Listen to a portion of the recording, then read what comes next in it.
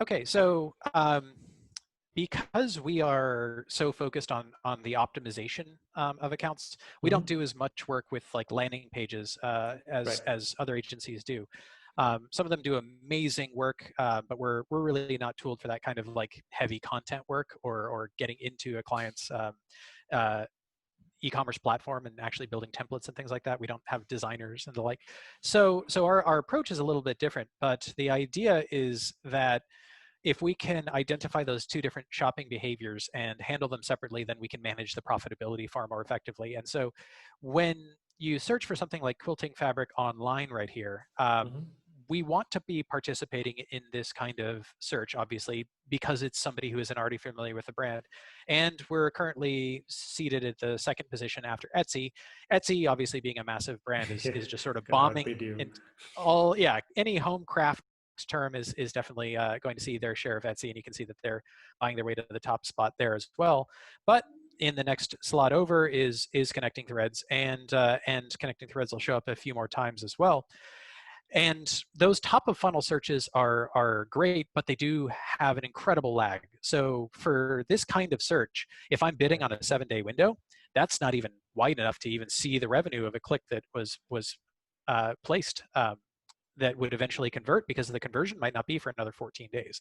Most sites, 80% of the traffic converts, if it's going to at all, within the first day or two. And some of these high funnel terms and some niches take way, way, way, way longer. And so that shopping lag can actually So how create do you interesting. identify that conversion window? Are you just saying it's completely relevant related to how top of the funnel the query is? So if it's like very long tail, then it's a lower window?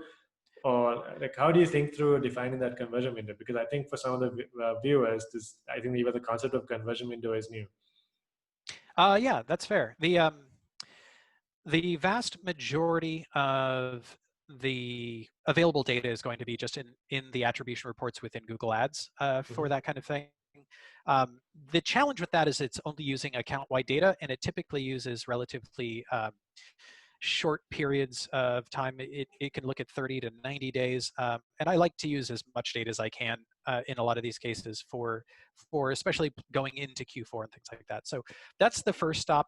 That gets you an idea of whether or not that account behaves like other accounts. So if you go in there and you look, okay, the time since the first click, the first day only gets me 60% of revenue. You're looking at a laggier account. You should use longer date ranges.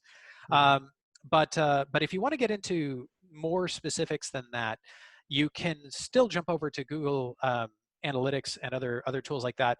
And the more complex, the two-dimensional version of that same picture is hidden in their cohort analysis. So if you look at those cohorts, those tools will still use that 1 to 2 days, 2 to 3 days back kind of windows, and you can plot that against your conversion likelihood and your revenue density. So Right. with a little bit of context, you can start to use segmentation and analytics to get a better picture of that. But you will, even without thinking too hard about the conversion window settings or the attribution settings, you can think of it more in terms of the value per click as measured within a finite time range. So if I was looking at this campaign, for example, and I was looking at the past 28 days, which is a reasonable chunk of time and gets most of the revenue that you can expect from those clicks, these high funnel terms are going to have a lower value per click than one that's closer to the point of checkout. Say they're searching specifically for a product that is on our site. Hmm. That's going to convert more highly because they're farther along, lower in the funnel in their shopping experience. And so that's going to translate into a difference in conversion rate, and that difference in conversion rate will then propagate into a difference in value per click. And with the value per click difference, that then can affect bidding Right. decisions. And so Right. it all goes back to that conversion rate, but the goal is to identify how much is this worth to me so that I can bid appropriately. And I think you just already identified this sort of rule of thumb here, right? So the higher it is up the funnel, where it's more of like a curiosity search term, then you Mhm. just have to expect that the time range for conversion is going to be higher. Yeah, exactly right. And there's actually another dimension that comes up in conversation quite a lot, and that is competitors' search terms. And while there are issues with how do you make a good quality score for somebody else's sort of core term without using their term, uh, even before you get to anything like the actual implementation of what's the landing page experience, what's the ad going to say, all of those sort of weird situations that you have to think through when you're thinking about trying to capture your competitors' traffic. But if you just think about it in terms of the search funnel, before you get to any of that complicated stuff, it's already more expensive to reach up your own search funnel to pull people down to the point of checkout. Now imagine trying to reach up and out of your funnel and into a neighbor's funnel and then pull them down. It's obviously going to be expensive. Yes. And so while there are a few anecdotes here and there where it's been deployed in a successful context, generally that's the thing that slows it down. It's just the conversion rate is so low because they're so far away from the bottom of your funnel. So for someone just starting out, would you say good advice is to really just exclusively target long tail kind of keywords which are as specific as possible? Um, I don't think so, and it's partially because it's so laborious that you're never going to get your time back. The ways to go after that same kind of opportunity appear to be through shopping campaigns because they're not keyword specific. They're using your product title and description along with other product data to handle matching. And so you'll get a lot of good long tail activity out of your shopping campaign if you have a well maintained set of product data in your Hmm. catalog. Hmm. And then we're also seeing that dynamic search ads seem to do better um, for those kind of long tail behaviors. We tend to prefer to more carefully craft the shopper experience and the bidding for head terms, the most important high volume or high converting terms. Hmm. But as soon as you get into the long tail stuff, if you're manually managing a standard text campaign, you'll quickly hit that threshold where Google says, the search volume's too low. We're not even going to try. And you can Right. sometimes bid your way out of that hole and get it going and then bring your bids back down. But the DSAs don't rely on that same kind of keyword specificity. And so we are seeing that as a tool that can be used to capture that long tail. And it can be done at a relatively good efficiency. But because DSAs are so automated in terms of their content, I generally will try and keep them on a shorter leash than I would a shopping campaign or something else, just to avoid letting them run amok. And we're already seeing an example of a shopping campaign here, right?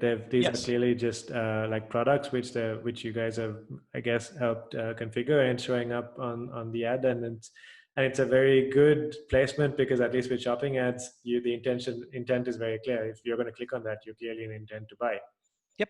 Yeah, exactly right. And if we try something like connecting threads fabric, you can see that it'll still host shopping ads, but the Mm-hmm. inclusion of those connecting threads terms matches with our descriptions and our product titles and our site name, so that while we happen to have all of the shopping ads that are served, it's not necessarily always the case. And so this reflects the fact that Google recognizes that connecting threads represents a behavioral pattern, and we are able to capitalize on it and therefore pay them more per click than our competitors could for targeting our search terms. So this is sort of the example from the other side of why you wouldn't want to try and come at connecting threads customers from your account, because there's obviously a pattern here that Google's connecting with. And talk us through a little bit about Google Shopping. I know for one they've made it free, if I'm not wrong.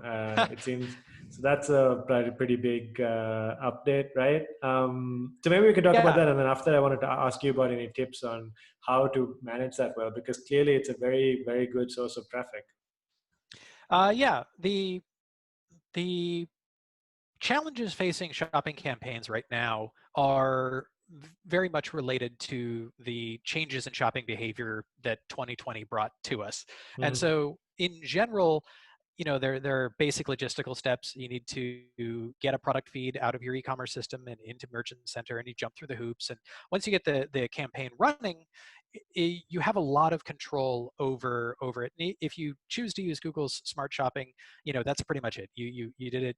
If you have tracking installed, it's good to go.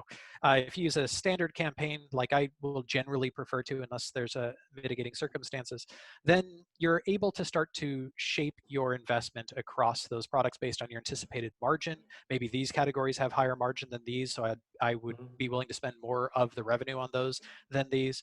But those are all sort of long-term, just logistical details. And Google's done a pretty good job of making this one of the easiest marketplaces to participate in as a Hmm. result. It's still plenty of hoops to jump through, but the tools are good, and if you have the time and expertise, it isn't that hard to manage. But because 2020 is so weird, things are different, and so we've seen instances where rain shadows will appear behind spikes in behavior. So if a smart shopping campaign, or even any most other bidders as well, see a sudden increase that maybe lasts for a week and then drops back down, say if you were selling webcams or toilet paper or Yeah, like home office equipment.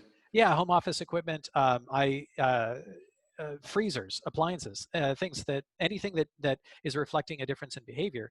Those changes in behavior then will come back down to whatever the new normal is. Maybe that's as low as it was before. Maybe it's higher for other reasons. Hmm. But if you're just using a moving average, and that is the Yeah, basis of what these models have to use, then right. you'll end up sort of with this rain shadow. And the metaphor, I think, is pretty apt, because within that window, if you're just looking at your VPC, your value per click, well, it had a bunch of revenue in it, so it'll look high.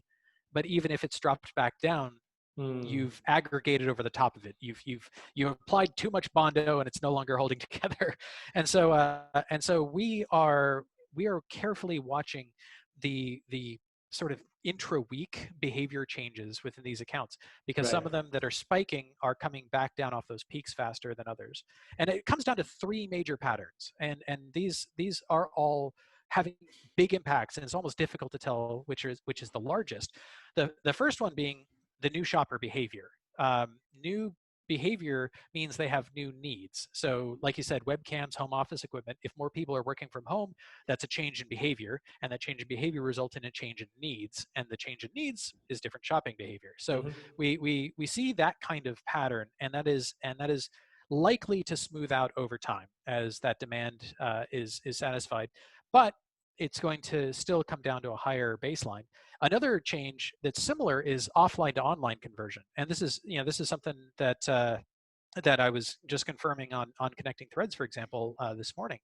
Searches that indicate an intent to find an online supply of something are up pretty universally, and in some cases dramatically, 10, 20 times as much volume for searches that include the term online, for example. Yeah, I think you shared that graph with me earlier. Like, no, that Yeah. was incredible. Yeah, exactly. And so that represents people not wanting to go to a physical store, or if the physical store isn't available right now, or something. So that's demand that came from somewhere else that is now online.